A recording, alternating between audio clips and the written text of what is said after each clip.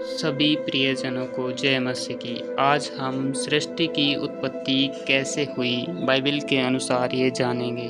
प्रियजनों, अगर आप हमारे चैनल पर नए हो तो चैनल को सब्सक्राइब करना ना भूलें। सृष्टि का वर्णन।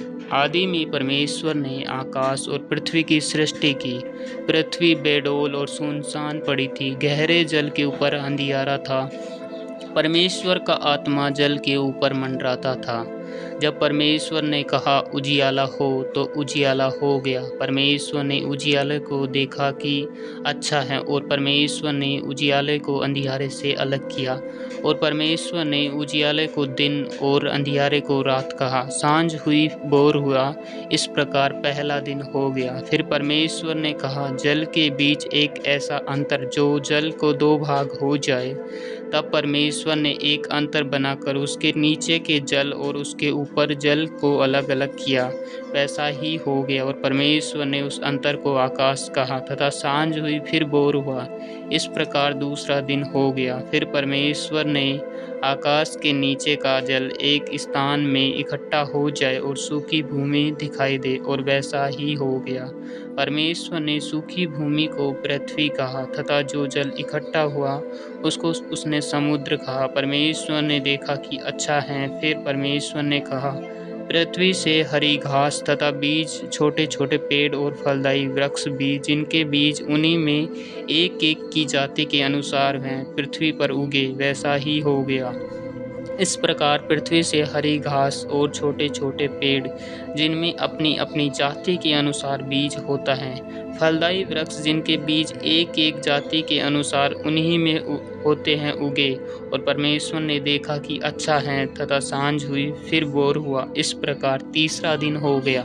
फिर परमेश्वर ने कहा, दिन को रात से अलग करने के लिए आकाश के अंतर में ज्योतियाँ हो, और वे चिन्हों और नियत समयों और दिनों और वर्षों के कारण हो। वे ज्योतियाँ और आकाश के अंतर में पृथ्वी पर प्रकाश देने वाली भी ठहरे। वैसा ही हो गया। तब परमेश्वर ने दो बड़ी ज्योतियाँ बनाई। उनमें से बड़ी ज्योति को दिन पर प्रभुता करने के लिए और छोटी ज्योति को रात पर प्रभुता करने के लिए बनाया गया, और तारागण को भी बनाया। परमेश्वर ने उन आकाश के अंतर में इसलिए रखा कि वे पृथ्वी पर प्रकाश दे और दिन और रात पर प्रभुता करे, उजियाले को अंधियारे से अलग करे। और परमेश्वर ने देखा कि अच्छा है। तथा सांझ हुई, फिर भोर हुआ, इस प्रकार चौथा दिन हो गया।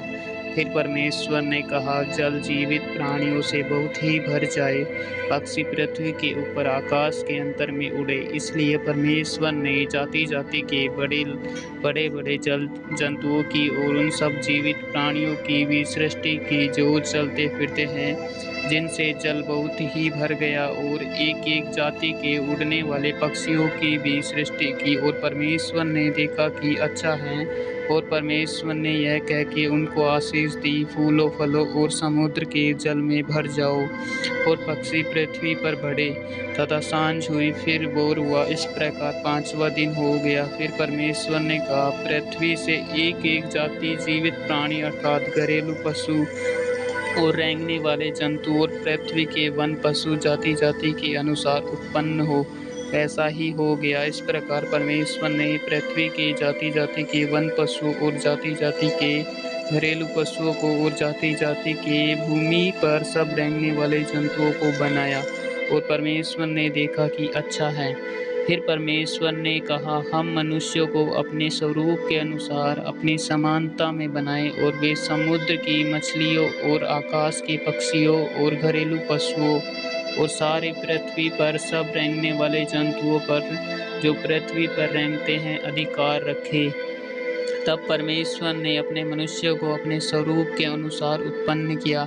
अपने ही स्वरूप के अनुसार परमेश्वर ने उसको उत्पन्न किया, नर और नारी करके उसने मनुष्यों की सृष्टि की। और परमेश्वर ने उनको आशीष दी, उनसे कहा, फूलो फलो और पृथ्वी में भर जाओ, उसको अपने वश में कर लो, और समुद्र की मछलियों और आकाश के पक्षियों और पृथ्वी पर रहने वाले सब जंतुओं पर अधिकार रखो।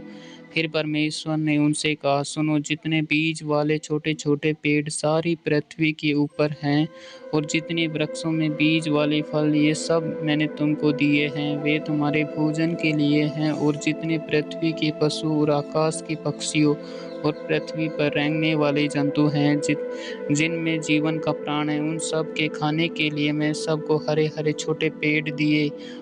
और वैसा ही हो गया। तब परमेश्वर ने जो कुछ बनाया था सबको देखा, तो क्या देखा कि बहुत ही अच्छा है। तब सांझ हुई, फिर भोर हुआ, इस प्रकार छठवां दिन हो गया। और यूं आकाश और पृथ्वी और उनकी सारी सेना का मानना समाप्त हो गया। और परमेश्वर ने अपना काम किया जिसे वह करता था। सातवें दिन समाप्त किया और उसने अपने किए हुए सारे काम से सातवें दिन विश्राम किया। और परमेश्वर ने सातवें दिन को आशीष दी और पवित्र ठहराया, क्योंकि उसमें उसने सृष्टि की रचना की, अपने अनुसार काम से विश्राम लिया। आमीन। इस प्रकार दोस्तों, परमेश्वर ने पहले दिन उजियाला बनाया और दूसरे दिन आकाश को बनाया, तीसरे दिन समुद्र व पृथ्वी को बनाया और उस पर पेड़ पौधे उगाए और हरी घास उगाई। चौथे दिन को दो बड़ी ज्योतियाँ, सूरज व चांद व तारागण बनाए।